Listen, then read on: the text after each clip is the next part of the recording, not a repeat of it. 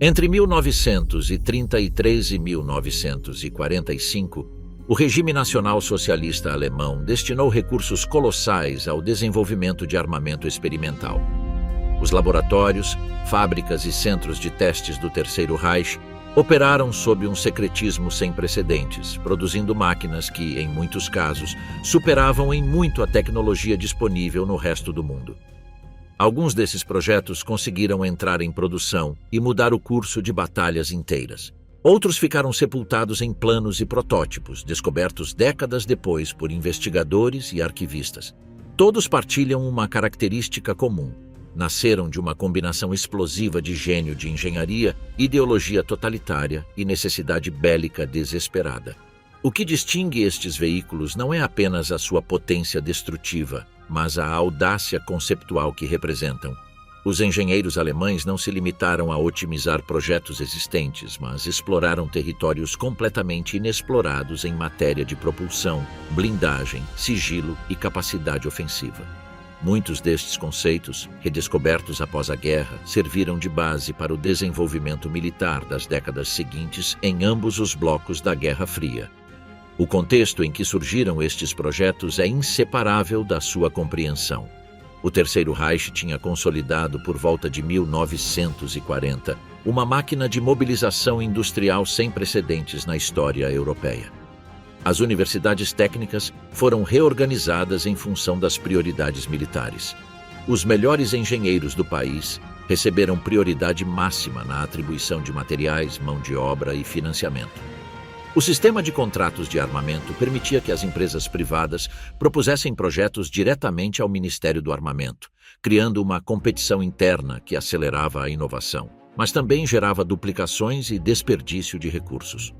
A este cenário somou-se um fator psicológico de primeira ordem: a convicção, enraizada na ideologia nazi da superioridade racial, de que a mente alemã poderia produzir tecnologia que nenhuma outra nação seria capaz de igualar nem sequer compreender.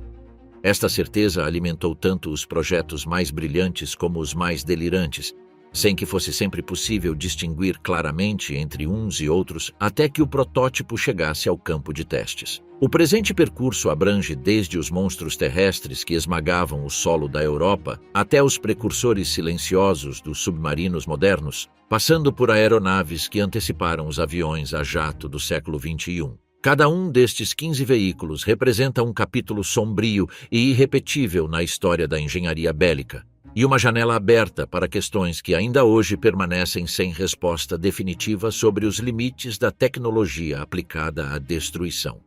A indústria armamentista alemã de guerra foi também um laboratório de gestão de projetos sem precedentes. O sistema de desenvolvimento paralelo, no qual múltiplas empresas competiam simultaneamente pelo mesmo contrato com diferentes projetos, acelerou a seleção de soluções viáveis, mas também gerou uma fragmentação de recursos que por vezes resultou em ineficiência sistêmica. Heinkel, Messerschmitt, Focke-Wulf e Dornier competiam por contratos de caças, enquanto simultaneamente Junkers, BMW e Daimler-Benz rivalizavam pelos motores que iriam equipar esses mesmos caças. Esta competição multiplicou as inovações disponíveis, mas também impediu a concentração de esforços nas soluções mais promissoras. O papel das empresas privadas no programa de armamento merece uma menção especial. Krupp, Rheinmetall, MAN, Porsche e Henschel não eram simples contratados do Estado. Os seus engenheiros geravam iniciativas próprias, financiavam estudos preliminares com fundos corporativos e apresentavam propostas não solicitadas ao Ministério quando consideravam ter encontrado uma solução técnica interessante. Esta dinâmica público-privada gerou projetos que em nenhum sistema puramente estatal teriam sequer chegado à fase de proposta formal, e explica, em parte, a extraordinária densidade de inovação que caracterizou o programa alemão. Convém também salientar o papel dos engenheiros de origem judaica, que tinham contribuído para a ciência e tecnologia alemãs antes de 1933, muitos dos quais emigraram após a chegada ao poder do nazismo, enriquecendo os programas científicos e militares da Grã-Bretanha, França, Estados Unidos e União Soviética, com conhecimentos formados nas universidades técnicas alemãs. A purga ideológica que o regime impôs à ciência alemã privou o programa de armamento de talentos que, de outro modo, poderiam ter contribuído para ele, criando outro paradoxo de autodestruição inerente ao sistema. Landkreuzer, P-1000 Ratte e o supertanque Maus. Em 1942, o engenheiro Eduard Grote apresentou ao Ministério de Armamentos do Reich uma proposta que desafiava os limites do concebível. Um tanque de 1.000 toneladas métricas. O Landkreuzer P-1000, apelidado Ratte, teria 35 metros de comprimento, 14 metros de largura e quase 11 metros de altura. Para dimensionar essa escala, basta compará-lo com um edifício de 3 andares disposto horizontalmente e capaz de se mover a 40 km por hora. O armamento projetado para o Ratte era diretamente extraído da Marinha. 2 canhões navais de 280 mm do tipo usado nos cruzadores de batalha Scharnhorst e Gneisenau, capazes de disparar projéteis de mais de 300 kg a distâncias de até 40 km com precisão devastadora contra alvos de superfície e estruturas reforçadas. Completavam o arsenal uma bateria antiaérea de 128 mm, 2 canhões de 20 mm e múltiplas metralhadoras de 15 mm. A tripulação estimada oscilava entre 20 e 41 homens, segundo as diferentes versões do projeto, o que o convertia em uma pequena guarnição móvel mais do que em um veículo de combate convencional. Para mover tamanha massa, foram considerados inicialmente 2 motores Dieselmann de submarino, de 6.700 cavalos de potência cada um, ou alternativamente 8 motores de aviação Daimler-Benz MB501. O trem de rodagem exigia esteiras de proporções igualmente descomunais. Cada cadeia teria 3,6 metros de largura e o veículo exigiria 3 pares paralelas para distribuir o peso pelo terreno sem afundar irremediavelmente. A pressão sobre o solo resultante seria de aproximadamente 2,2 kg por centímetro quadrado, superior à dos tanques pesados convencionais, o que em solos macios teria criado problemas de mobilidade potencialmente insolúveis. As implicações logísticas do projeto acabaram sendo seus inimigos mais eficazes. Um veículo dessas dimensões não podia atravessar nenhuma ponte europeia existente, o que obrigava a projetar travessias fluviais especiais ou então que o Ratte cruzasse rios diretamente pelo fundo, com um sistema de snorkel adaptado da tecnologia submarina. Além disso, cada deslocamento exigiria a demolição prévia de árvores, edificações e qualquer obstáculo em um corredor de mais de 14 metros de largura. Os engenheiros que analisaram o projeto calcularam que o veículo exigiria estradas especialmente reforçadas para qualquer deslocamento superior a curtas distâncias, já que o pavimento convencional não suportaria o peso sem ceder. A vulnerabilidade a ataques aéreos representava outro problema insolúvel. Um objeto de 14 metros de largura e 35 metros de comprimento era impossível de camuflar e constituía um alvo que praticamente qualquer piloto poderia localizar a olho nu. As análises da época estimavam que bastariam algumas toneladas de bombas convencionais, guiadas com precisão razoável, para imobilizar permanentemente o trem de rodagem do Ratte, transformando o colossal investimento em um obstáculo estático.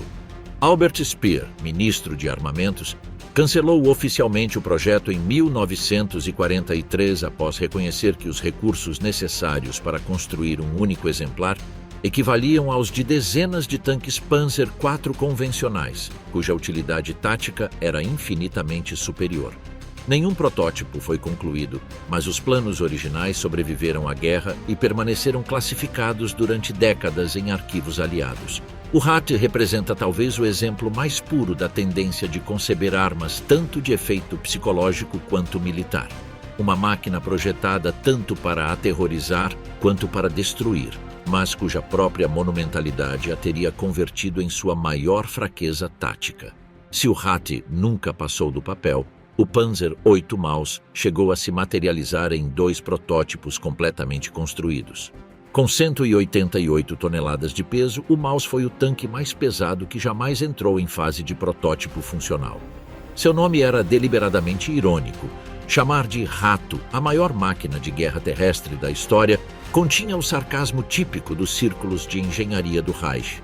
A denominação oficial foi proposta pelo próprio Hitler após examinar os planos, embora existam discrepâncias entre as fontes sobre se a ironia era intencional ou simplesmente reflexo do gosto por apelidos paradoxais que caracterizava a nomenclatura bélica alemã. O projeto nasceu em 1942 sob a direção de Ferdinand Porsche, o mesmo engenheiro por trás do Volkswagen e do caça de tanques Elephant. A Krupp ficou encarregada da construção do casco e da torre. O projeto final apresentava uma blindagem frontal de 200 milímetros de aço endurecido superficialmente, praticamente impenetrável para qualquer canhão antitanque aliado da época a distâncias de combate normais. Os flancos estavam protegidos por 180 milímetros e a parte traseira por 160 milímetros, convertendo o Maus em uma fortaleza móvel que os projéteis antitanque convencionais de 75 milímetros não podiam penetrar de nenhum ângulo. O armamento principal era um canhão de 128 mm K, WK-44, capaz de destruir qualquer tanque aliado a distâncias superiores a 3.500 metros com munição perfurante e de reduzir edifícios e instalações a escombros com munição explosiva. Como armamento secundário, foi instalado um canhão coaxial de 75 mm, incomum em um tanque da época e reflexo da mentalidade de supremacia absoluta que presidia o projeto. Até mesmo o armamento secundário do Maus era equivalente ao armamento principal dos tanques médios aliados. A propulsão do Maus representava um problema de engenharia sem solução satisfatória. O motor diesel MB509 de 1.200 cavalos de potência era completamente insuficiente para mover 188 toneladas com agilidade tática. A velocidade máxima alcançada em testes foi de apenas 20 km por hora em terreno firme e pavimentado, reduzindo-se drasticamente em terreno macio ou com inclinação. O consumo de combustível era de aproximadamente 800 litros por cada 100 quilômetros, o que tornava qualquer operação logística em torno do Maus um desafio imenso. A autonomia real era estimada entre 150 e 200 quilômetros em condições favoráveis, cifra que provavelmente teria sido significativamente menor em condições reais de combate. Nenhuma ponte da Europa continental podia suportar seu peso. Por isso foi projetado um sistema de travessia fluvial mediante snorkel, que permitia ao Maus submergir até 8 metros de profundidade e avançar pelo leito dos rios, recebendo ar e eletricidade através de um cabo conectado a outro Maus situado na margem. Esse sistema, embora engenhoso, evidenciava a natureza fundamentalmente autorreferencial do projeto. O Maus precisava de outro Maus para funcionar em condições operacionais básicas. Os dois protótipos construídos, denominados V1 e V2, foram submetidos a testes no campo de ensaios de Kummersdorf durante 1944. O V1 foi testado inicialmente sem torre para avaliar o trem de rodagem, revelando problemas de vibração no sistema de transmissão que exigiram modificações. Diante do avanço soviético em 1945, os alemães tentaram destruí-los para evitar sua captura. O V1 foi destruído com explosivos, enquanto o V2 sofreu danos menores na detonação. Os soviéticos recuperaram ambos os cascos, combinaram as partes aproveitáveis, basicamente a torre do V2 sobre o casco menos danificado do V1, e transportaram o resultado para o Museu de Blindados de Kubinka, em Moscou, onde permanece hoje como o único Maus existente no mundo. A Sturmtiger, o morteiro sobre lagartas. O Sturmtiger nasceu de uma experiência traumática. Os combates urbanos de Stalingrado, onde os alemães descobriram que seus tanques convencionais eram extremamente vulneráveis em ambientes de ruas estreitas, edifício por edifício. Os defensores soviéticos haviam transformado cada edifício em uma posição de combate, cada janela em um ponto de fogo e cada porão em um bunker. Os canhões de tanque de tiro tenso, projetados para o combate em campo aberto, mostravam-se ineficazes contra alvos situados em andares superiores ou no interior de estruturas. A solução foi montar sobre o casco de um Tiger um dos sistemas de lançamento mais incomuns da guerra. Um morteiro de foguetes de 380 mm, originalmente projetado para a Marinha como lançador antissubmarino de profundidade. A arma principal, o RW-61 Raketenwerfer, disparava projéteis de foguete que pesavam 345 kg cada um na variante explosiva e um pouco mais nas variantes especiais de demolição. O propulsor de foguete atuava como motor durante a primeira fase do trajeto, acelerando o projétil até sua velocidade terminal antes de se esgotar. O impacto de um único projétil era capaz de derrubar completamente um edifício de vários andares, criar uma cratera de 4 a 5 metros de diâmetro e 2 metros de profundidade em terreno normal ou destruir qualquer fortim de concreto não excepcional. O raio de fragmentação efetiva superava os 150 metros, convertendo cada disparo em um evento letal para qualquer pessoal em campo aberto em um amplo perímetro. As dimensões do projétil impunham uma limitação severa. O Sturmtiger só podia transportar 13 unidades em seu compartimento de combate, armazenadas em suportes metálicos no interior do veículo. O recarregamento exigia o uso de um guindaste giratório montado no exterior do casco, que devia ser acionado antes da operação, o que expunha a equipe de munição durante vários minutos em condições de fogo potencial. A cadência máxima de tiro era de um disparo a cada 10 minutos em condições favoráveis, o que tornava o Sturmtiger uma arma de uso deliberado e calculado, não de fogo sustentado. A blindagem do Sturmtiger alcançava 150 mm na frente e 80 mm nas laterais, herança do Tiger I sobre o qual era construído. O peso total chegava a 68 toneladas, o que implicava todos os problemas logísticos e de mobilidade associados ao tanque base, amplificados pela massa adicional da superestrutura e do morteiro.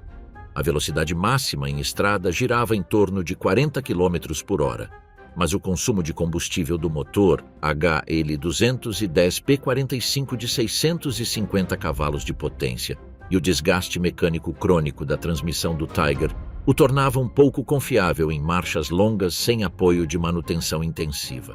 Foram construídas apenas 18 unidades, todas durante 1944, utilizando cascos de Tiger I danificados que haviam sido retirados do fronte para reparo. Seu uso real foi escasso, porém devastador. O Sturmtiger participou da supressão da revolta de Varsóvia em agosto de 1944, onde os projéteis de 380 mm transformaram bairros inteiros em escombros com uma eficácia brutal.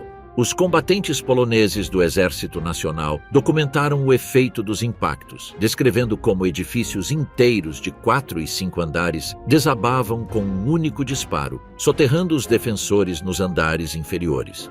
Também interveio nas Ardenas durante a ofensiva de dezembro de 1944, embora com resultados menos conclusivos dada a diferente natureza do terreno florestal e a menor densidade de alvos edificados. 4 unidades sobreviveram à guerra e são preservadas em museus da Alemanha, Rússia e Estados Unidos. O exemplar do Panzermuseum de Münster é o melhor preservado e serviu de referência para praticamente todos os estudos técnicos posteriores sobre o sistema. Schwerer Gustav IME 262 Schwalbe. O Schwerer Gustav não era tecnicamente um veículo no sentido convencional do termo, mas sua escala, sua mobilidade relativa e seu impacto no desenvolvimento da guerra o tornam uma presença inevitável em qualquer catálogo do armamento extremo do Reich. Construído pela Krupp entre 1937 e 1941, o Gustav foi o maior canhão já empregado em combate real, um recorde que se mantém até hoje sem concorrente. Seu canhão media 32,5 metros de comprimento, a arma completa pesava 1.350 toneladas e disparava 2 tipos de projéteis. Um explosivo de 4.800 kg com uma carga de 700 kg de explosivo e um perfurante de concreto de 7.100 kg projetado especificamente para penetrar instalações subterrâneas. O alcance máximo com o projétil explosivo padrão era de 47 km e com o projétil perfurante de 38 km. Para atingir esse alcance, o canhão precisava ser elevado a um ângulo de 65 graus, o que exigia uma disposição dos trilhos ferroviários e das rampas de suporte de uma complexidade extraordinária. A montagem completa do Gustave em posição de combate exigia entre 3 e 6 semanas de trabalho por parte de uma equipe de engenharia de mais de 2.000 homens, incluindo a instalação de trilhos curvos especiais, que permitiam ajustar o azimute do disparo movendo o canhão sobre os trilhos. A história operacional do Gustave concentra-se no cerco de Sebastopol, na Crimeia, entre junho e julho de 1942. Durante esse período, o canhão disparou exatamente 300 projéteis em 13 dias de fogo efetivo, destruindo alvos de primeira ordem que outros sistemas não conseguiam alcançar. O mais notável foi o forte subterrâneo soviético conhecido como Máximo Gorki I, construído sob 30 metros de rocha maciça, que resistiu a anos de bombardeio convencional, mas não aos projéteis perfurantes do Gustave. Igualmente espetacular foi a destruição de um depósito de munição soviético situado sob as águas da Baía de Severnaya, a mais de 30 metros de profundidade, um feito balístico que os engenheiros aliados analisaram exaustivamente após a guerra. Seu gêmeo, o Dora, foi construído paralelamente com especificações ligeiramente diferentes.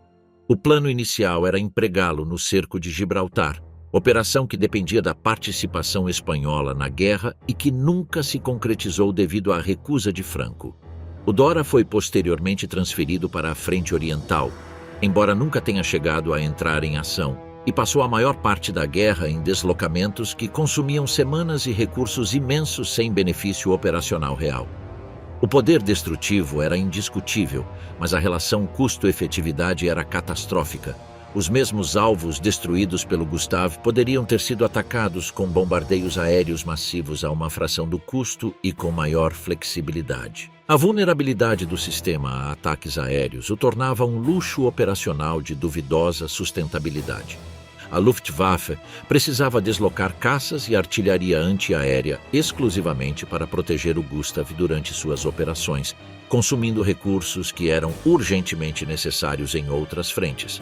Ambas as peças foram destruídas pelos alemães para evitar sua captura ao final da guerra, embora fragmentos de projéteis e componentes menores tenham sido recuperados pelos soviéticos e estudados exaustivamente.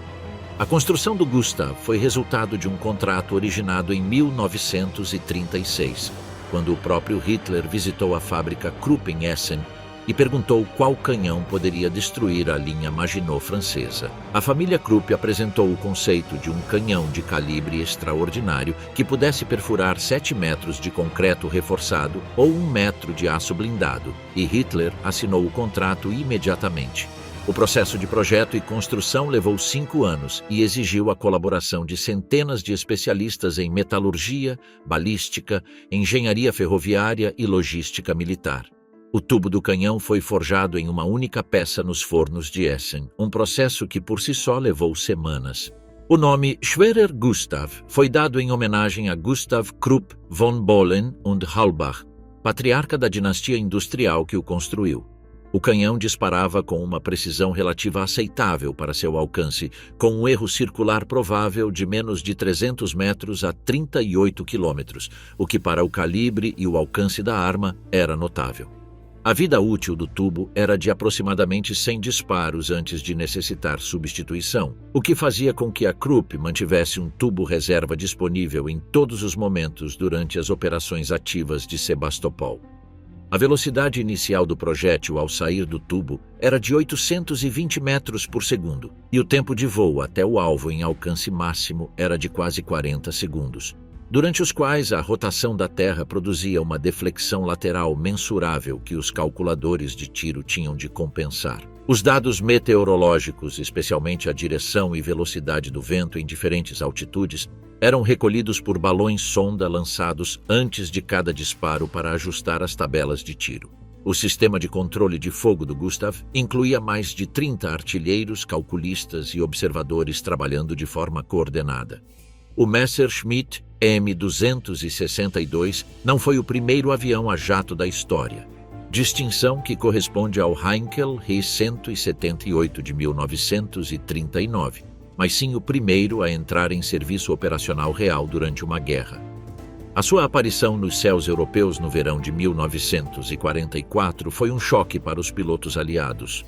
O ME-262 era entre 150 e 200 km por hora mais rápido do que qualquer caça aliado a pistão, o que o tornava praticamente ininterceptável em voo de cruzeiro e extremamente difícil de abater em combate direto.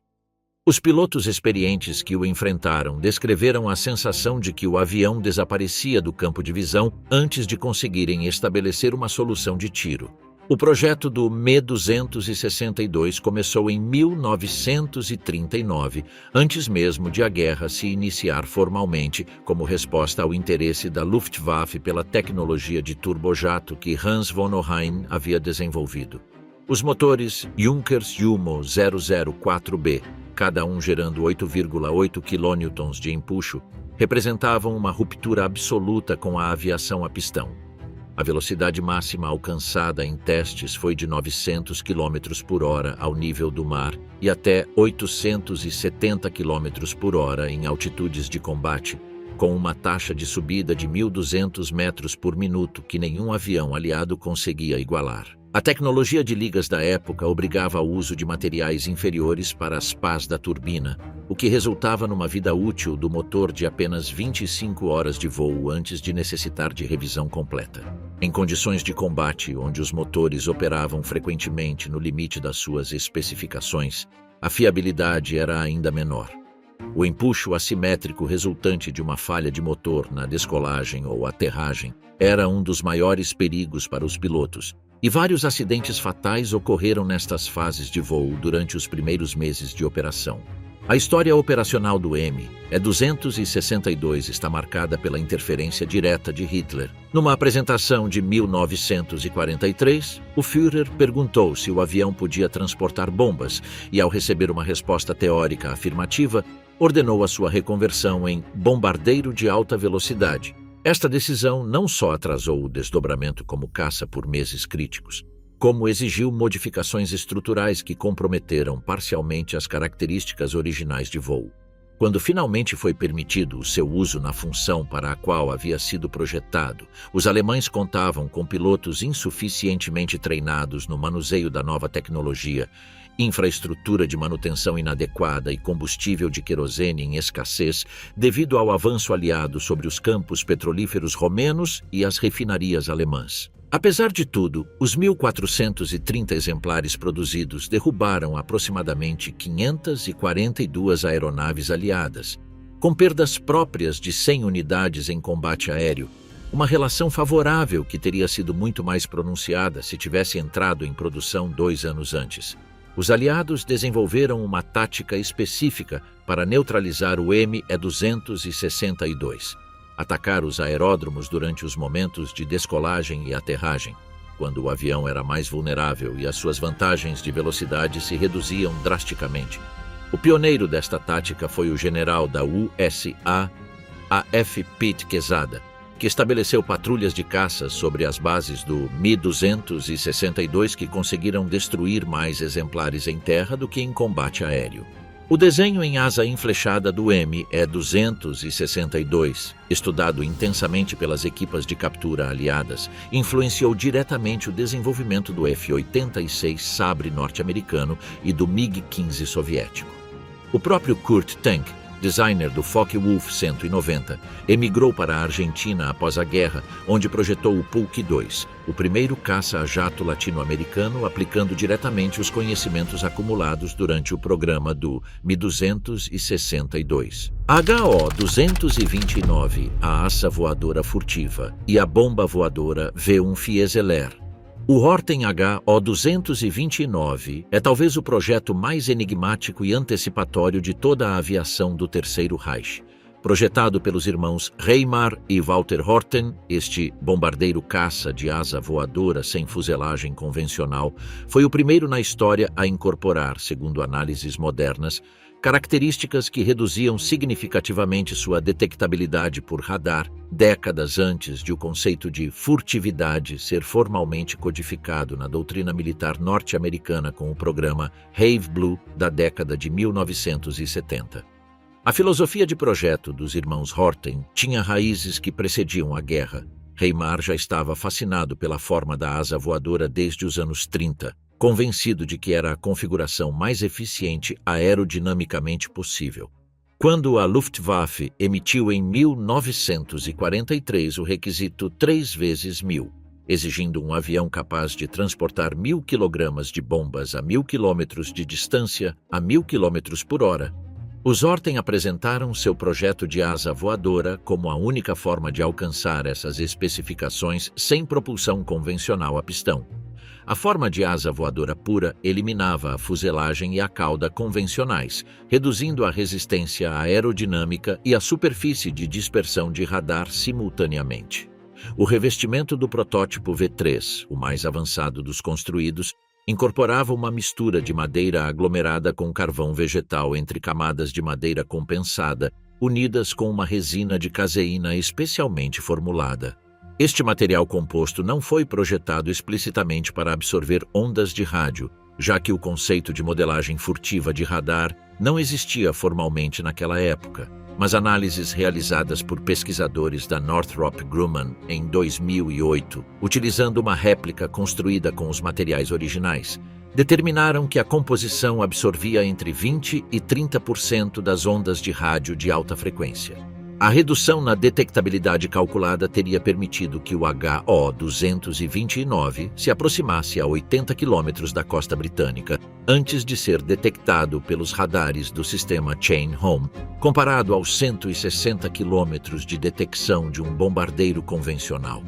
A 900 km por hora, isso poderia ter reduzido o tempo de alerta de 10 minutos para menos de 2, potencialmente insuficiente para uma resposta efetiva dos caças de interceptação Spitfire ou Hurricane. Os motores Junkers Jumo 004B do HO-229 eram idênticos aos do ME-262, proporcionando uma velocidade máxima estimada de 977 km por hora. A autonomia era de aproximadamente 1.900 km, suficiente para atacar alvos na Grã-Bretanha e até mesmo, em versões de maior capacidade de combustível propostas mas nunca construídas, alvos no leste dos Estados Unidos. O armamento contemplado incluía 4 canhões Mk-108 de 30 mm e até 2.000 kg de bombas, alojadas em compartimentos internos que não perturbavam o perfil aerodinâmico limpo da asa. Apenas o protótipo V3 foi capturado pelas forças norte-americanas na fábrica Gotair Wagon Fabrik em abril de 1945, incompleto e sem nunca ter voado. Foi transferido para os Estados Unidos, junto com todos os planos e a documentação técnica disponível. A história dos protótipos anteriores é trágica. O V1 era um planador não motorizado que realizou voos de teste bem-sucedidos em 1944, confirmando a estabilidade básica do projeto. O V2 era o primeiro exemplar motorizado, e seus testes em Oranienburg revelaram um desempenho promissor até 18 de fevereiro de 1945, quando uma falha de motor causou a queda da aeronave e a morte do piloto de testes Erwin Ziller, um dos pilotos mais experientes do programa experimental da Luftwaffe. A Vergeltungswaffe 1, a arma de represália número 1, foi a primeira arma guiada de cruzeiro da história a ser empregada em escala massiva. Seu nome técnico era Fieseler Fi 103, embora nas memórias de quem sofreu seus ataques sobre Londres e Antuérpia tenha ficado registrada sob diferentes apelidos. Buzz Bomb, pelos britânicos, em referência ao inconfundível zumbido do seu motor de pulso, ou Doodle Bug, termo que capturava seu caráter errático e ameaçador. O sistema de propulsão do V1 era em si mesmo uma inovação notável. O motor de pulso Argus AS014 funcionava mediante uma série de detonações cíclicas provocadas pela abertura e fechamento rápido de válvulas de grade na entrada de ar. Em velocidade de cruzeiro, essas detonações ocorriam a uma frequência de 47 pulsações por segundo, o que gerava o característico zumbido comparável ao de uma scooter em alta velocidade, que a população londrina aprendeu a reconhecer e temer. O motor era extraordinariamente simples. Apenas 50 partes móveis em comparação com os milhares de um motor de aviação convencional, o que permitia sua fabricação em oficinas sem equipamento especializado e por trabalhadores sem formação técnica avançada. A orientação do V V-1 combinava 3 sistemas independentes. Um giroscópio de 2 eixos fornecia estabilização em arfagem e rolagem. Um altímetro barométrico mantinha a altitude de cruzeiro em torno de 850 metros. Um contador magnético, conectado a uma pequena hélice de 2 pás na ponta, registrava as rotações completadas. Quando o contador atingia o número correspondente à distância do alvo previamente calibrada, cortava o combustível e travava os profundores na posição de descida. O silêncio súbito do motor era o sinal mais temido. Significava que o projétil havia iniciado sua descida final sobre a área. A precisão era notoriamente deficiente do ponto de vista militar estrito. O erro circular provável do V-1 era estimado em torno de 900 metros em condições ideais de vento e temperatura, cifra que se deteriorava significativamente com ventos cruzados ou anomalias de pressão. Isso tornava inútil qualquer tentativa de ataque a alvos específicos como instalações militares ou pontes. A única forma de utilizar o V-1 de maneira eficaz era direcioná-lo a áreas urbanas densamente povoadas, o que revela sem ambiguidades o caráter terrorista da campanha. Entre junho de 1944 e março de 1945, a Alemanha lançou aproximadamente 10.492 V-1 contra alvos na Grã-Bretanha, dos quais o sistema defensivo aliado neutralizou cerca de 70%. Os métodos de neutralização evoluíram rapidamente. Inicialmente, os Spitfire e Typhoon da RAF realizavam interceptações de alta velocidade, mas o V-1 era quase tão rápido quanto os caças a pistão em baixas altitudes, o que tornava a interceptação difícil e perigosa. A solução mais eficaz acabou sendo a artilharia antiaérea, equipada com os recém-desenvolvidos espoletas de proximidade norte-americanos, que explodiam ao detectar o campo magnético do projétil sem necessidade de impacto direto. Os 2.419 V-1 que atingiram a área de Londres causaram 6.184 mortos e 17.981 feridos. O projeto do V-1 foi copiado praticamente com fidelidade pelos engenheiros norte-americanos, dando origem ao míssil JB-2 Lum e à arquitetura conceitual do sistema, um veículo aéreo não tripulado propulsionado por motor a jato, com guia inercial e ogiva explosiva, tornou-se o modelo de referência para todos os mísseis de cruzeiro desenvolvidos posteriormente. V-2A4, o primeiro míssil balístico e tipo 21 U-Boot, o submarino do futuro. O Agregat 4, conhecido operacionalmente como V-2, cruzou o limiar do espaço exterior em 3 de outubro de 1942 em seu primeiro lançamento bem-sucedido a partir de Peenemünde. Alcançou uma altitude de 84,5 km, superando a linha de Kármán que marca convencionalmente o início do espaço e tornando-se o primeiro objeto construído pelo ser humano a atingir essa fronteira. A equipe de Peenemünde, liderada pelo então jovem engenheiro Wernher von Braun, com apenas 30 anos, celebrou o feito com a consciência de ter cruzado um limiar tecnológico irreversível. O V-2 media 14 metros de comprimento, pesava 12.500 kg no momento do lançamento, dos quais quase 9 toneladas correspondiam ao propelente, e era propulsionado por um motor de turbobomba alimentado com etanol a 75% e oxigênio líquido. A turbobomba em si mesma era uma maravilha de engenharia compacta. Movida pelo vapor de peróxido de hidrogênio decomposto, alimentava as câmaras de combustão a uma vazão de 58 kg por segundo de cada propelente. No momento do lançamento, o empuxo do motor era de aproximadamente 250 kN, suficiente para elevar o veículo verticalmente a partir da posição estacionária. A trajetória balística típica alcançava um apogeu de 80 a 90 km antes de iniciar a fase de descida. Durante a reentrada, o V-2 atingia uma velocidade de 5.760 km por hora, equivalente a Mach 4,7 nas camadas densas da atmosfera baixa. Essa velocidade era precisamente a razão pela qual era impossível de interceptar com os meios da época. Não existia nenhum sistema de armas capaz de reagir com rapidez suficiente para alcançar um projétil que chegava desde a borda do espaço em apenas 4 minutos. O primeiro sinal de sua chegada para aqueles que se encontravam na área alvo era a própria explosão, seguida vários segundos depois pelo duplo estampido sônico da onda de choque criada durante a descida supersônica. A ogiva transportava 910 kg de amatol, um explosivo derivado do TNT com uma densidade energética ligeiramente inferior à do TNT puro, mas muito mais fácil de produzir nas quantidades necessárias. A cratera resultante em solo normal media entre 10 e 20 metros de diâmetro. A precisão, como no V1, era decepcionante. O erro circular provável girava em torno de 4 quilômetros em condições normais, o que tornava impossível atacar alvos menores do que uma cidade inteira.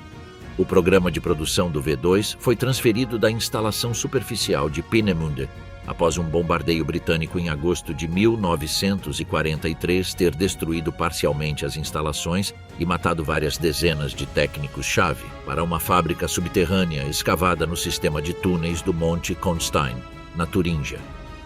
Esse complexo, conhecido como Mittelwerk, foi construído e operado com trabalho escravo proveniente principalmente do campo de concentração de Dora Mittelbau. As condições eram de uma brutalidade extrema. Os prisioneiros trabalhavam sob terra sem luz natural, em temperaturas gélidas, com nutrição insuficiente e expostos constantemente aos gases dos propelentes e aos solventes industriais. As estimativas de mortos na produção do V2 oscilam entre 10 mil e 20 mil pessoas, cifra que supera amplamente o número de vítimas causadas pelo uso da arma em combate, estimado em 9 mil pessoas entre civis e pessoal militar. Von Braun e a maioria de seus engenheiros de primeiro nível foram evacuados para o oeste nos últimos dias da guerra, rendendo-se voluntariamente às forças norte-americanas perto de Reuth, no Tirol austríaco. A Operação Paperclip transferiu mais de uma centena deles para os Estados Unidos, onde formaram o núcleo do programa de foguetes norte-americano.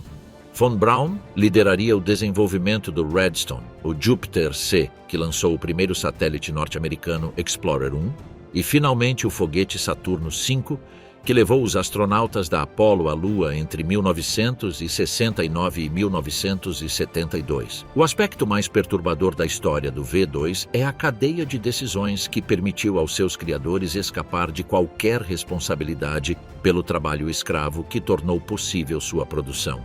A Operação Paperclip foi concebida deliberadamente para contornar a política norte-americana, que proibia recrutar nazistas ativos ou criminosos de guerra. Os processos de Von Braun e vários de seus colaboradores foram modificados ou ocultados antes de sua tramitação.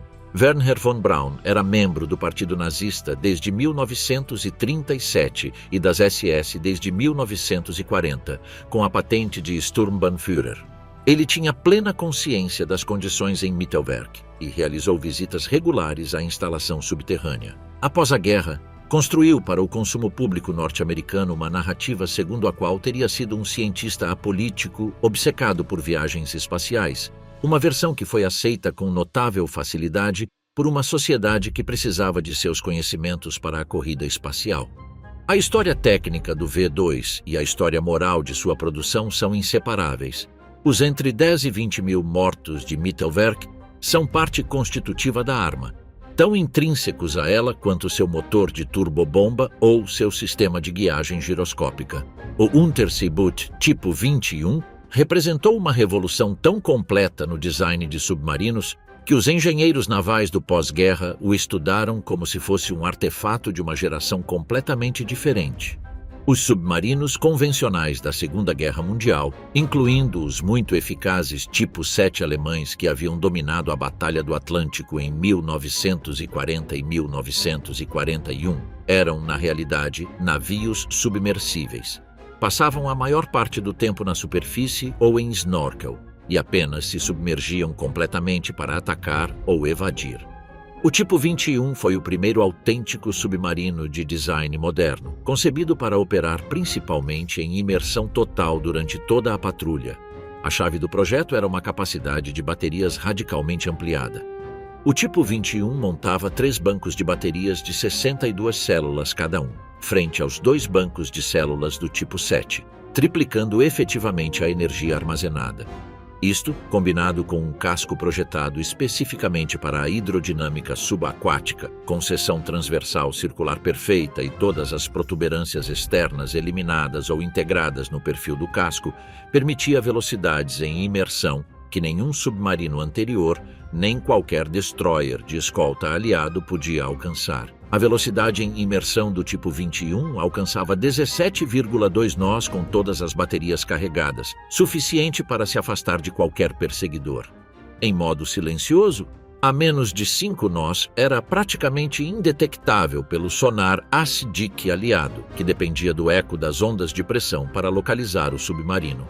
Podia permanecer submerso durante vários dias sem necessidade de usar o snorkel. E quando usava o snorkel para recarregar motores diesel, a cabeça do snorkel era tão pequena que os radares aliados mal podiam detectá-la. O sistema de armas era igualmente inovador.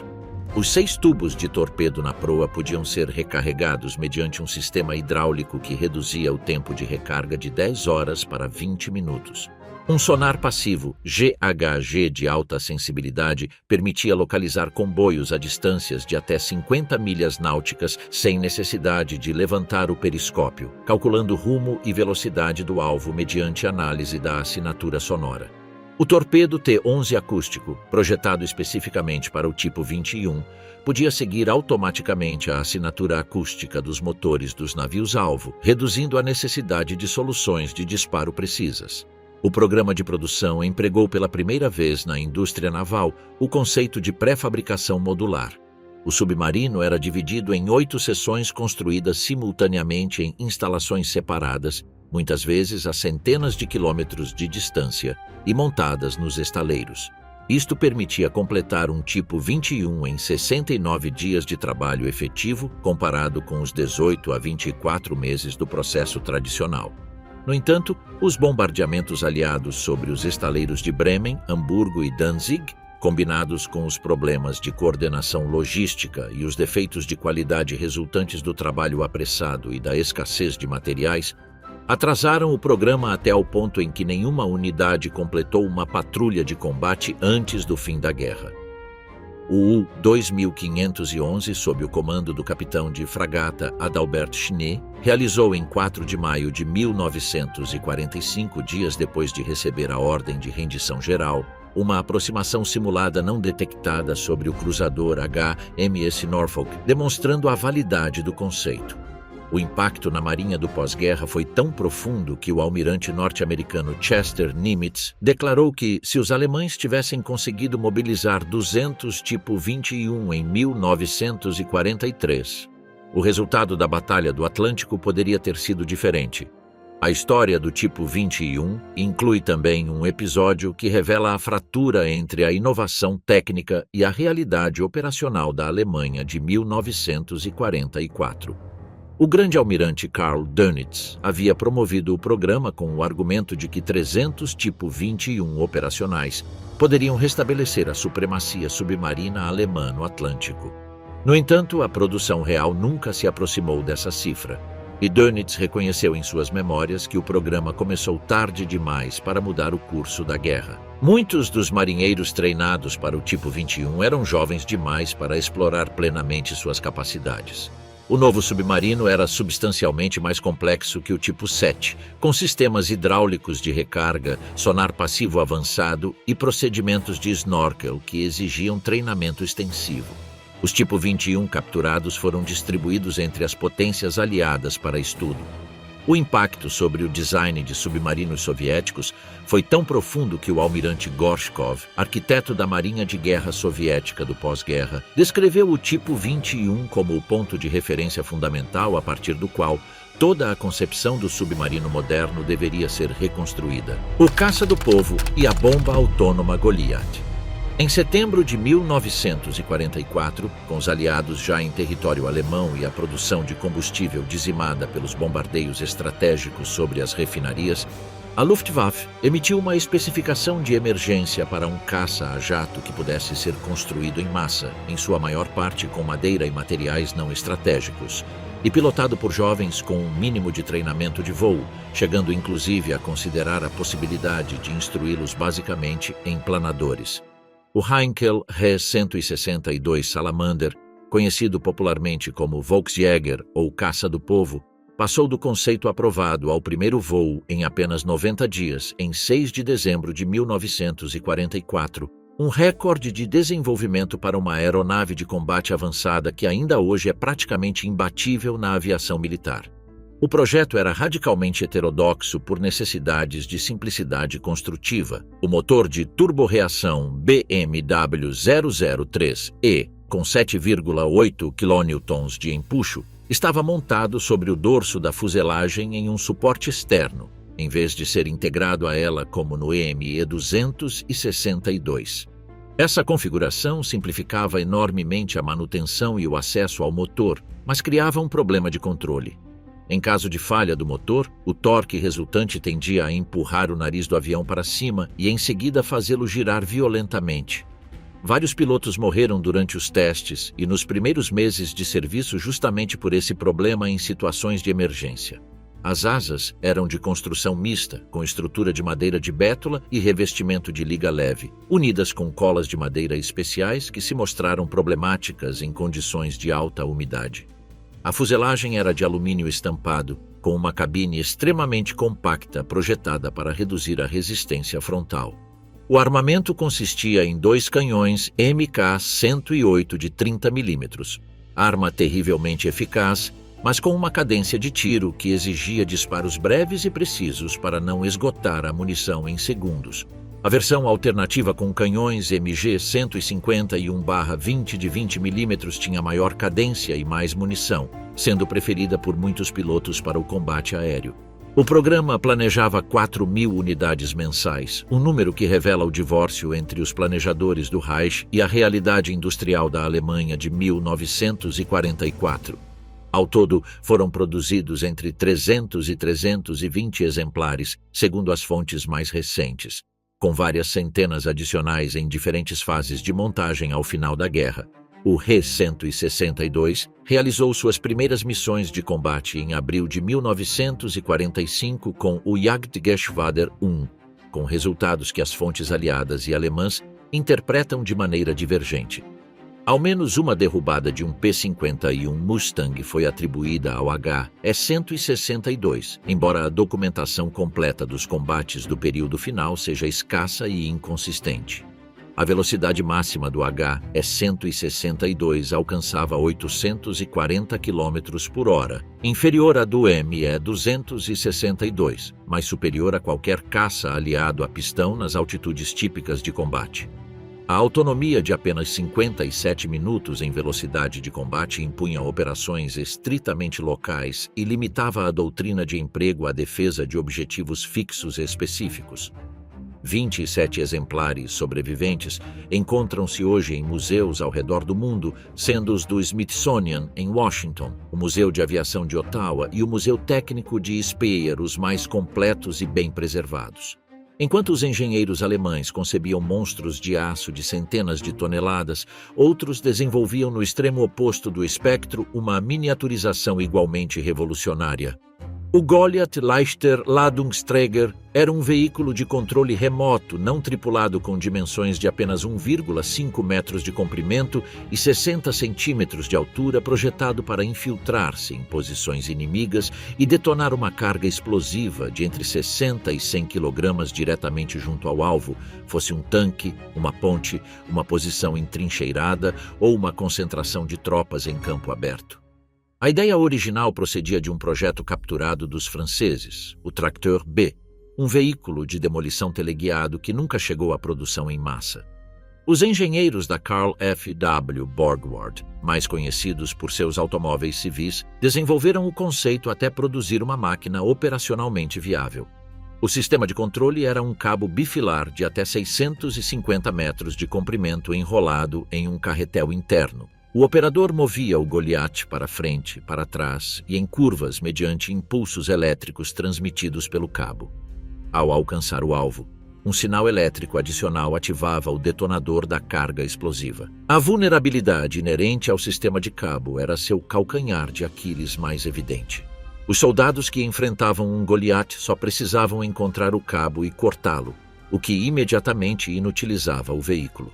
Na Normandia, os soldados aliados que capturaram ou encontraram Goliath abandonados rapidamente descobriram essa característica, e a doutrina anti-Goliath aliada baseada em cortar o cabo se difundiu com rapidez. Em terreno aberto, a velocidade máxima de 6 km por hora do modelo elétrico também permitia simplesmente escapar do veículo sem dificuldade, embora em terreno confinado ou contra posições estáticas, o panorama fosse diferente. A variante elétrica original, o SDKFZ 302, empregava dois motores de 2,5 kW cada um alimentados por baterias de chumbo ácido e pesava 370 kg. A variante a gasolina, o SDKFZ 303, usava um motor de 2 cilindros refrigerado a água que proporcionava o dobro de velocidade, 12 km por hora, maior autonomia e uma carga explosiva mais potente de até 75 kg, convertendo-o em uma ameaça significativamente mais séria. O custo de produção também era mais favorável, em torno de 3.000 Reichsmarks por unidade. No total foram produzidas aproximadamente 7.564 unidades, combinando ambas as variantes. O emprego operacional foi variado. Em Kursk, em 1943, os alemães utilizaram batalhões inteiros de Goliath para tentar abrir brechas nos campos minados soviéticos antes dos ataques de tanques, com resultados mistos, dado que os soviéticos haviam recebido inteligência prévia sobre a tática. Em Varsóvia, em 1944, as unidades SS empregaram Goliath para demolir os edifícios ocupados pelo Exército Nacional Polonês durante a revolta, com maior eficácia tática nesse ambiente urbano confinado onde a baixa velocidade e o cabo curto resultavam menos problemáticos. O conceito sobreviveu à guerra e encontrou continuação direta nos sistemas de armas terrestres não tripuladas atuais, que utilizam comunicações por radiofrequência ou fibra óptica em vez do cabo mecânico original. O emprego do Goliath na frente do leste revelou aplicações táticas que seus projetistas não haviam previsto completamente. Na Batalha de Kursk de julho de 1943, as unidades Pionier alemãs que operavam os Goliath descobriram que podiam usá-los não apenas para atacar objetivos individuais, mas também para limpar campos minados, fazendo-os avançar lentamente através do campo, até que as minas ativadas pela pressão das esteiras detonassem o terreno circundante. A carga explosiva não era necessária nesse caso, e os Goliath, capturados com suas baterias esgotadas ou abandonados, eram às vezes empurrados manualmente para dentro de campos minados para esse propósito. Os engenheiros soviéticos estudaram com grande interesse os Goliath capturados desde os primeiros encontros com eles em 1943. A análise técnica concluiu que o conceito era válido, mas o sistema de cabo era inadmissivelmente frágil, e os soviéticos desenvolveram veículos semelhantes, mas com controle por radiofrequência para seus próprios usos de demolição. Essa troca tecnológica indireta, captura e análise do armamento inimigo foi uma das principais fontes de inovação em ambos os lados da frente do leste durante toda a guerra. A versão média do Goliath, o SDKFZ 304 Springer, foi desenvolvida em 1944 como melhoria do conceito. Pesava 1.100 kg, transportava uma carga de 330 kg de explosivo e dispunha de maior velocidade e alcance de cabo. No entanto, sua produção foi limitada a 50 unidades pelas mesmas restrições de materiais que afetavam todos os programas alemães nesse período da guerra. O Springer antecipou diretamente os veículos de combate não tripulados de maior porte que hoje operam em múltiplos exércitos, incluindo sistemas como o Milrem Robotics Themis estoniano ou o Samsung SGR-A1 sul-coreano, o remolcador de gigantes e o antiaéreo blindado Flakpanzer IV Kugelblitz. A Luftwaffe enfrentou um problema logístico singular quando o programa de planadores gigantes Messerschmitt Mi-320 e um Gigant produziu uma aeronave de carga capaz de transportar 200 soldados completamente equipados, um tanque leve de até 23 toneladas ou uma bateria de artilharia completa com sua dotação, munição e veículos de tração. O problema era que o Me-321 necessitava para decolar do equivalente à potência de 3 aviões de alta potência, e a solução inicialmente adotada O sistema denominado Troika Schlepp, que enganchava 3 caças Bf-110 ao planador mediante cabos de reboque, resultou tão perigosa para os pilotos que os acidentes durante as manobras de decolagem superavam em baixas os combates aéreos. Os cabos de reboque falhavam, os aviões colidiam entre si na decolagem e os pilotos que perdiam potência não tinham possibilidade de recuperação nas velocidades e altitudes da decolagem carregada. A solução adotada foi radical em sua concepção. Fundir 2 bombardeiros Heinkel E-111H6 em uma única aeronave, unindo seus fuselagens através de uma nova seção central de asa, fabricada expressamente para o propósito. A seção de união abrigava o 5º motor, um Junkers Jumo 211F2 adicional montado em posição central, e continha os depósitos de combustível para o motor adicional. Os 2 fuselagens originais conservavam seus 2 motores cada um, seu equipamento de voo e seus sistemas, mas compartilhavam controles de voo sincronizados que na prática eram operados desde o fuselagem esquerdo, onde se alojava o piloto principal. O piloto do fuselagem direito atuava como copiloto e observador, com controles de voo secundários apenas para emergências. O HE-111Z resultante media quase 36 metros de envergadura total e era operado por uma tripulação de 7 pessoas, 5 no fuselagem esquerdo, incluindo o piloto principal, o copiloto, o navegador, o operador de rádio e o artilheiro, e 2 no fuselagem direito. A potência combinada dos 5 motores de 1.350 cavalos de força, cada um totalizava 6.750 cavalos, suficiente para rebocar um ME-321 gigante a 220 km por hora a altitudes operacionais. A carga de arrasto máxima era de 30 toneladas, e a distância de decolagem com um planador carregado à sua capacidade máxima requeria pistas de pelo menos 1.800 metros em boas condições. As 12 unidades construídas tiveram uma história operacional irregular, mas documentada. O plano de emprego massivo na Operação Hércules, o assalto anfíbio e aerotransportado contra Malta planejado para 1942, foi cancelado depois que o sucesso da operação aérea preliminar foi considerado suficiente para neutralizar a ilha sem necessidade de invasão. Isso privou o programa RI-111Z de sua razão de ser mais dramática.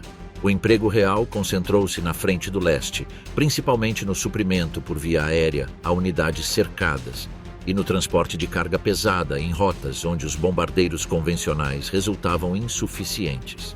Durante o cerco de Demiansk, em 1942, um RE-111Z transportando equipamento pesado de artilharia foi um dos primeiros voos de suprimento a alcançar a bolsa cercada. Nenhum exemplar sobreviveu à guerra. O processo de fusão de 2 aeronaves em uma única colocou desafios de engenharia que os projetistas da Heinkel resolveram com elegância notável. O principal problema era a sincronização dos sistemas de controle de voo. As 2 colunas de comando, uma em cada fuselagem, deviam mover-se de maneira absolutamente coordenada. Caso contrário, os ailerons de uma asa trabalhariam em oposição aos da outra. A solução foi uma barra de aço rígida que conectava fisicamente os sistemas de controle transversalmente através da seção central, com ajustes de regulagem precisos que permitiam pequenas correções individuais sem perder a sincronização fundamental.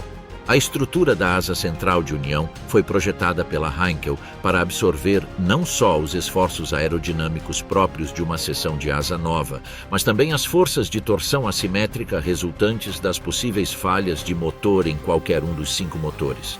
Os cálculos de resistência estrutural para o caso de uma falha de motor na extremidade de uma das asas originais com um planador gigante em reboque representaram um dos exercícios de engenharia estrutural mais complexos realizados na aviação alemã da época.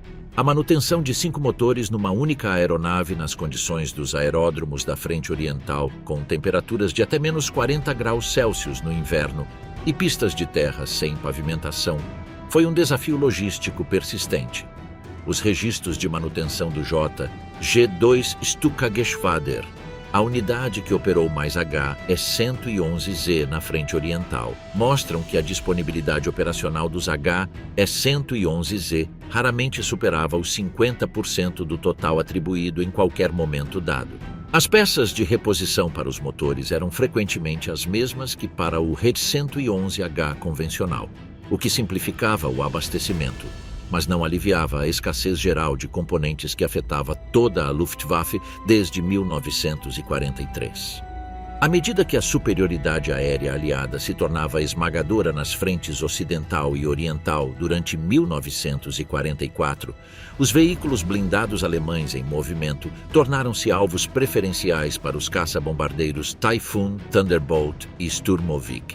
Uma única coluna de tanque surpreendida em campo aberto podia ser dizimada em minutos por aeronaves que operavam com impunidade crescente.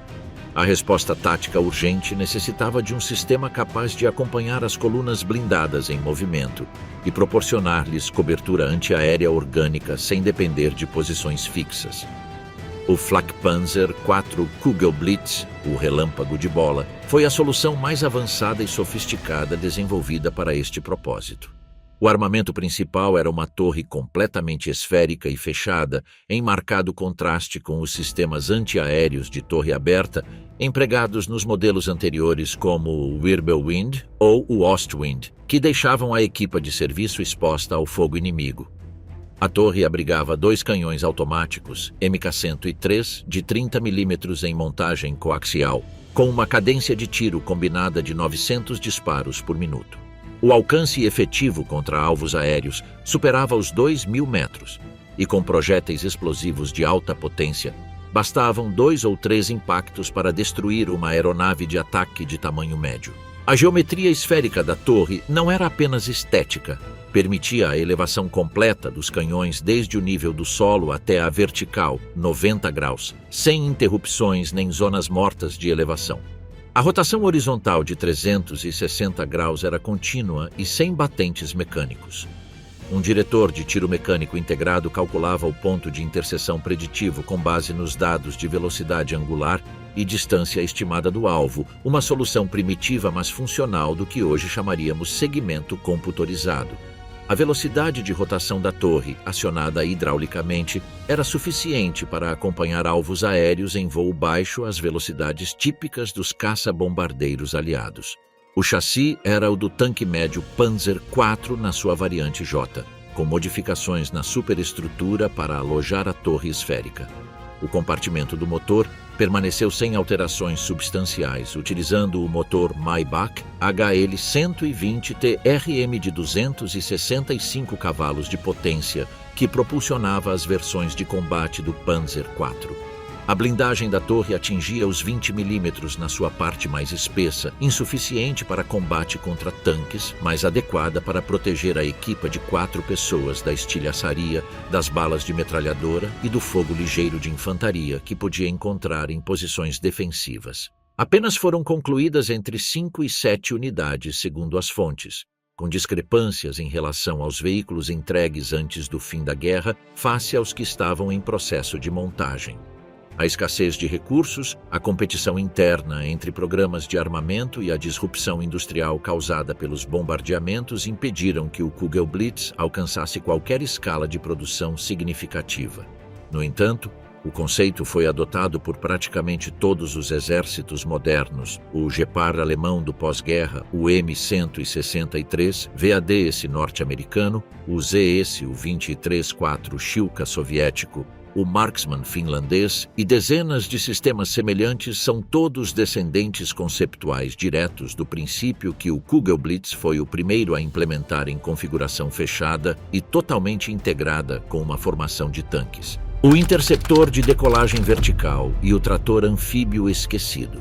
No outono de 1944, com os bombardeiros da USAAF atacando livremente as cidades e as indústrias alemãs com crescente impunidade, o engenheiro Erich Bachen apresentou ao Ministério da Aviação do Reich uma proposta que havia projetado em seu tempo livre durante as semanas anteriores. Um interceptor de madeira, propulsionado por foguetes, que decolava verticalmente a partir de uma rampa simples, subia a alta velocidade até a formação de bombardeiros, disparava seu armamento de foguetes em uma única descarga e depois se desintegrava deliberadamente no ar, com o piloto evacuado mediante um sistema de paraquedas e o motor recuperado separadamente para reutilização. A designação oficial foi Baquemba 349 Natter, Víbora, um nome que capturava tanto a natureza do ataque como o caráter desesperado do conceito. O projeto era extraordinariamente simples por desenho, não por limitação técnica. A simplicidade era o objetivo, porque permitia a fabricação em oficinas locais por trabalhadores sem formação aeronáutica. A fuselagem era um tubo de madeira de seção circular com 4 aletas traseiras fixas para estabilização em voo. As pequenas asas em forma de trapézio eram completamente retangulares, sem diedro nem flecha, e podiam ser fabricadas por qualquer carpinteiro competente. O trem de pouso não existia, dado que o Natter não aterrissava de maneira convencional. O sistema de propulsão combinava um motor foguete principal, Walter HWK 509A1. O mesmo empregado no M-163 Comet, que proporcionava 16,7 kN de empuxo, com 4 foguetes de impulso de decolagem Schmedding 533 que eram ativados simultaneamente com o motor principal e se desprendiam automaticamente após 10 segundos, quando seu propelente se esgotava. O tempo de ascensão desde o lançamento até a altitude de combate de 10.000 metros era de apenas 2 minutos, comparado com os 20 ou 30 minutos de um caça convencional. A velocidade máxima em ascensão superava os 800 km por hora. O armamento era igualmente radical: 24 foguetes não guiados de 73 mm ou, alternativamente, 33 foguetes de 55 mm alojados no cone de nariz. Todos eram disparados simultaneamente em uma única descarga ao passar através da formação de bombardeiros, criando uma nuvem de projéteis no espaço que o bombardeiro não podia evitar. Depois da descarga, o piloto devia ativar a sequência de separação. Primeiro se desprendia o cone de nariz com o lançador de foguetes vazio, depois uma alavanca de emergência cortava as fixações da cabine. E a desaceleração brusca resultante projetava o piloto para frente e para fora da célula, onde ele abria seu paraquedas pessoal. O motor, que representava o componente mais valioso e reutilizável do sistema, descia separadamente sob seu próprio paraquedas. O único voo tripulado do Natter, em 1º de março de 1945, terminou na morte do piloto de teste Lothar Sieber quando a cúpula da cabine, inadequadamente fixada, se desprendeu durante a violenta subida inicial, possivelmente atingindo Sieber e incapacitando-o, após o que o Natter continuou acelerando sem controle antes de se inverter e colidir. Apesar da tragédia, o programa não foi cancelado. Os testes sem piloto continuaram e os últimos exemplares foram preparados para operações reais em abril de 1945, embora não haja registro documentado de que tenham chegado a entrar em combate antes do colapso final do Reich. 36 unidades foram completadas no total. O Landwasserschlepper, cujo nome pode ser traduzido aproximadamente como rebocador de terra e água, representa um extremo completamente diferente do espectro da engenharia militar alemã. Não a megalomania do Ratte, nem a audácia conceptual do HO-229, mas sim a competência técnica rigorosa aplicada a um problema logístico concreto e urgente com uma solução elegante e funcionalmente eficaz. É o veículo menos conhecido desta seleção, e talvez o que mais diretamente influenciou aspectos da doutrina militar do pós-guerra, sem que essa influência tenha sido adequadamente reconhecida nos estudos históricos convencionais. Desenvolvido pela Rheinmetall Borsig entre 1935 e 1940, a partir de experiências adquiridas durante os exercícios de travessia de rios nos Balcãs e nos primeiros movimentos de tropas da guerra, o LWS era um veículo totalmente anfíbio de 17 toneladas, capaz de operar tanto em terra como na água sem preparação prévia nem modificações. O desenho era uma solução de engenharia integrada, não uma plataforma terrestre com propulsão aquática adicionada como ocorria com muitas conversões anfíbias do período. Tanto o trem de rodagem como o sistema de propulsão aquática tinham sido projetados desde o início como um sistema único coerente. Em terra, o LWS utilizava um trem de rodagem de lagartas com 5 rodas de apoio por lado, semelhante em princípio ao dos veículos semi-lagarta da época, mas com maior capacidade de flutuabilidade. O motor Maybach H L-120 de 265 cavalos de potência transmitia energia tanto às lagartas como através de uma caixa de distribuição à hélice naval. A transição de terra para a água e vice-versa não requeria nenhuma ação especial por parte do operador. O veículo flutuava automaticamente ao entrar na água, a hélice traseira começava a girar e o leme naval, localizado sob a popa, proporcionava a direção. Em terra, a velocidade máxima era de 35 km por hora. Na água, a hélice de 3 pás empurrava o veículo a 12,5 km por hora, velocidade muito respeitável para sua massa e desenho. A capacidade de carga definia sua razão de ser operacional. O LWS podia transportar no seu espaço de carga 20 soldados completamente equipados com armamento pesado ou um canhão leve como o PAC-36 com sua guarnição completa e munição para vários combates, ou até 6 toneladas de suprimentos de qualquer tipo. Adicionalmente, podia empurrar pontões e barcaças de maior capacidade em operações de travessia fluvial, atuando como rebocador aquático para cargas de até 20 toneladas adicionais, o que multiplicava sua utilidade logística em operações de travessia de rio em grande escala. O número de unidades produzidas é incerto. As fontes variam entre 16 e 21 unidades, com possíveis confusões em relação a veículos danificados reparados e contados múltiplas vezes. A escassez foi o fator que limitou seu impacto operacional, dado que nunca existiu um número suficiente para ser empregado sistematicamente em nenhuma frente.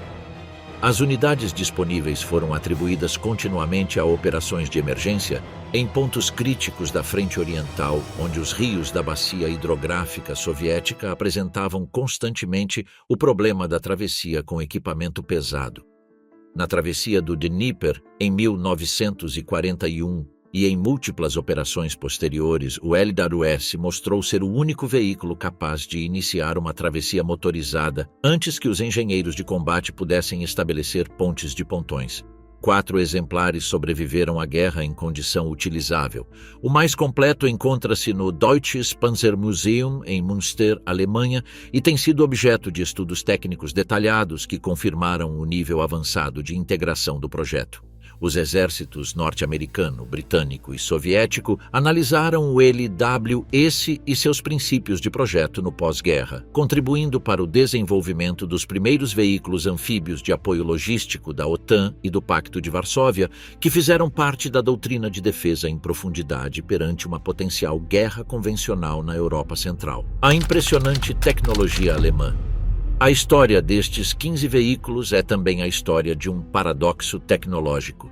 O Terceiro Reich concentrou um talento de engenharia extraordinário ao serviço de uma maquinaria de destruição cujo colapso foi precisamente o que permitiu que esse conhecimento acumulado se distribuísse pelo mundo, acelerando o desenvolvimento tecnológico do pós-guerra em direções que os próprios engenheiros dificilmente poderiam ter previsto. Wernher von Braun e os seus foguetes chegaram à Lua. Os princípios do HO-229 encontraram a sua consumação no B-2 Spirit, certificado operacionalmente em 1997. Os Tipo 21 definiram a arquitetura dos submarinos convencionais modernos.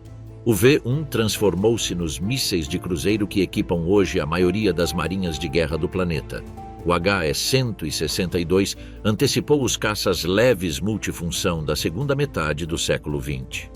O Goliath prefigurou os sistemas de armas terrestres não tripulados que hoje protagonizam novas formas de conflito em múltiplos teatros. A velocidade de inovação que caracterizou o programa de armamento alemão de 1939 a 1945 não tem equivalente na história da tecnologia militar. Embora não se deva esquecer que essa velocidade foi conseguida em parte sacrificando a fiabilidade e a produção em massa pela excelência técnica individual, uma troca que se revelou estrategicamente contraproducente. Sem Tipo 21 teriam mudado mais a guerra do que o Maus ou o Gustav, mas a cultura técnica do Reich tendia irresistivelmente para a solução mais ambiciosa em vez da mais eficaz. A Operação Paperclip, a Operação Ozoav Yakin soviética e as equipas de captura técnica britânicas e francesas asseguraram que nada deste conhecimento se perdesse. Os arquivos desclassificados nas décadas posteriores revelaram até que ponto os programas aeroespaciais e navais da Guerra Fria foram devedores diretos da engenharia bélica alemã, e até que ponto os engenheiros que tinham concebido as armas do Reich encontraram nos programas espaciais e de defesa do pós-guerra um novo campo onde aplicar o seu talento, sob novas bandeiras e com novos objetivos. A análise comparativa destes 15 projetos revela um padrão consistente. Os veículos que tiveram maior impacto real na guerra não foram os mais espetaculares em termos de conceito ou escala, mas sim os que melhor resolviam necessidades operacionais concretas com soluções tecnicamente maduras. O M262, o Tipo 21 e o V1 transformaram aspectos reais da guerra e da tecnologia posterior. O Maus e o Gustav, apesar da sua impressionante monumentalidade, não tiveram impacto tático significativo. Esta distinção entre inovação prática e inovação espetacular percorre toda a história da tecnologia militar, e o programa de armamento alemão de 1939 a 1945 é o seu caso de estudo mais rico e documentado. A tendência para privilegiar o projeto mais ambicioso em detrimento do mais eficaz, reforçada pela cultura do regime e pela competição interna entre designers que procuravam o favor de Hitler, revelou-se estrategicamente custosa. Os recursos investidos no Maus e no Ratte teriam produzido centenas de Panzer IV adicionais. Os investidos no Gustav teriam financiado dezenas de batalhões de artilharia convencional de maior versatilidade tática. As equipas de captura técnica aliadas que chegaram às instalações alemãs em abril e maio de 1945 encontraram não apenas hardware, mas também métodos. As técnicas de produção modular do tipo 21, o uso de materiais compósitos no HO-229, os sistemas de propulsão por foguete do V2 e do Natter, as soluções aerodinâmicas do M-262. Tudo foi catalogado, analisado e eventualmente incorporado nos programas de desenvolvimento do pós-guerra. A Guerra Fria que se seguiu ao conflito foi, em parte significativa, uma competição para ver que potência podia aplicar mais eficazmente o conhecimento técnico do Reich capturado. Os mísseis Redstone e Júpiter norte-americanos, o Scud soviético, os primeiros submarinos nucleares tanto da URSS como dos Estados Unidos, o F-86 Sabre e o MiG-15, o B-52 Stratofortress com as suas inovações aerodinâmicas. Todos carregam dentro de si, em diferentes proporções, o ADN técnico dos projetos aqui descritos. A engenharia bélica do Terceiro Reich, nascida de uma ideologia criminosa e executada em muitos casos com trabalho escravo, deixou uma marca no século XX que nenhuma revisão histórica pode ignorar nem minimizar.